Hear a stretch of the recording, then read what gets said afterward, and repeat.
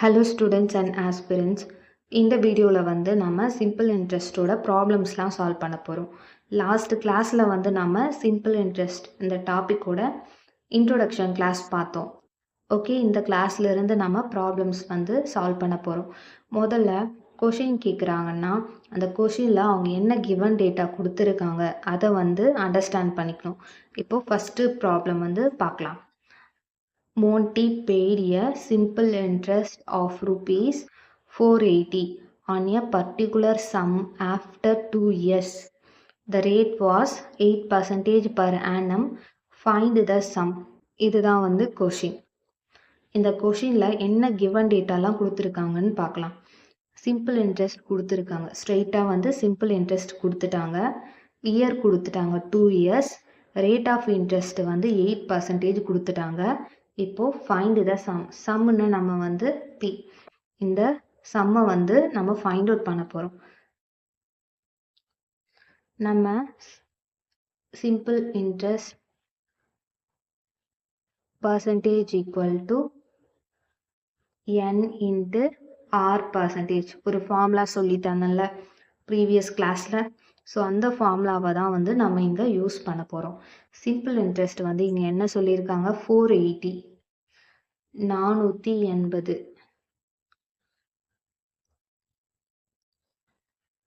இங்கே rate of interest வந்து 8% 2 years. 8% 2 years. நமக்கு வந்து பிரின்சிபல் தான் தேவை. ஸோ பிரின்சிபலை வந்து நம்ம எப்போவுமே 100%ன்னு கன்சிடர் பண்ணிக்கணும். இங்கே நிறைய பேர் மிஸ்டேக் பண்ணுவாங்க. வந்து ஸ்டூடெண்ட்ஸ் பண்ணுற மிஸ்டேக் என்னென்னா, பர்சன்டேஜ்லாம் ஒரு சைடு எழுதுங்க, இந்த வேல்யூஸ்லாம் ஒரு சைடு எழுதுங்க. ஓகேவா? இது எடுத்துட்டு இங்கே எழுதுறது. ஸோ இந்த மாதிரி மாற்றி பண்ணிங்கன்னா மிஸ்டேக் ஆகும், ஆன்சர் வராது, அண்டு உங்கள் டைம் தான் வேஸ்ட் ஆகும். ஸோ பர்சன்டேஜ் வர இடம்லாம் ஒரு சைடு எழுதுங்க, இந்த நம்பர் வர இடம்லாம் அனதர் சைடில் ரைட் பண்ணுங்க. இப்போ வந்து கேன்சல் பண்ணலாம். 8 8 8 48. ஸோ 60. அண்டு 2 2 2 3 6. ஸோ அந்த 0வை அப்படியே போட்டுக்கிறேன். இப்போது cross multiply.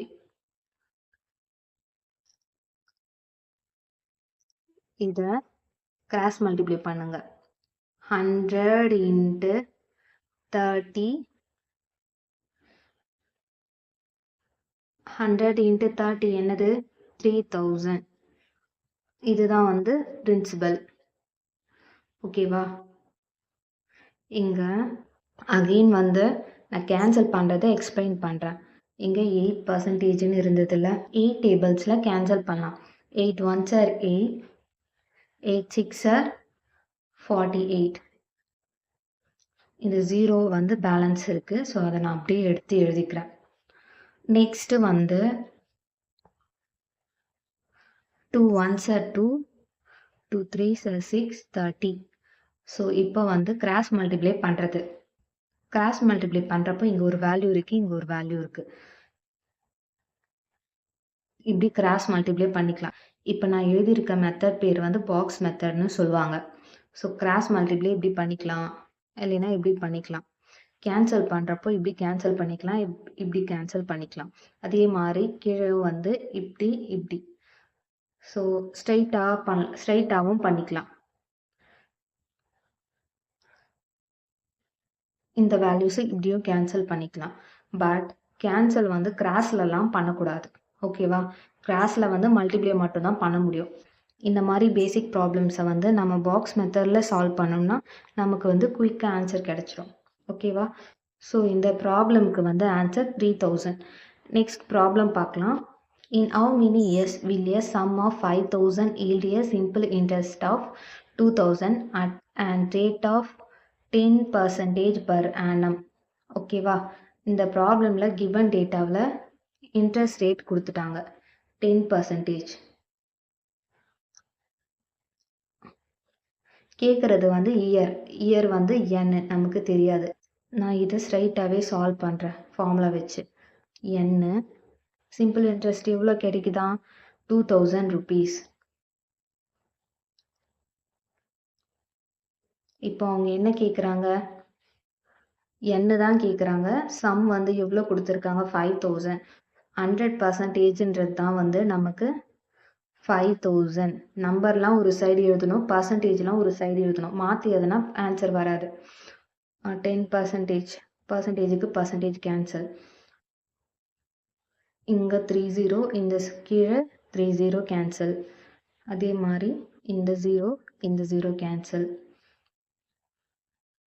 5 1s are 5, 5 2s are, அப்போ 2 கிராஸ் மல்டிப்ளை பண்ணிக்கலாமா? 2 into 2 கிராஸ் மல்டிப்ளை பண்ணால் என்னது? 4. ஸோ என்னோட வேல்யூ வந்து என்னது? ஸோ என்னோட வேல்யூ வந்து என்னது? 4 years.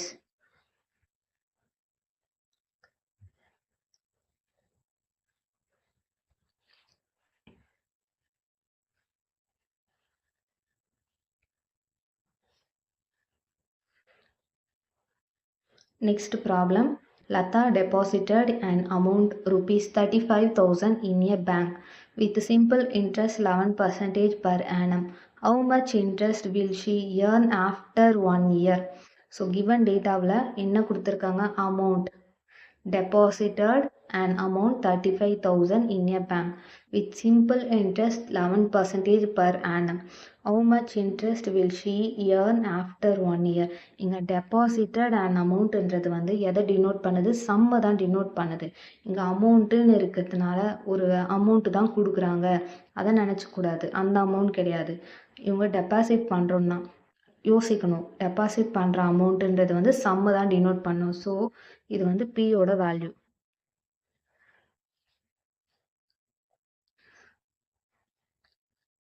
$100%ன்றது வந்து 35,000.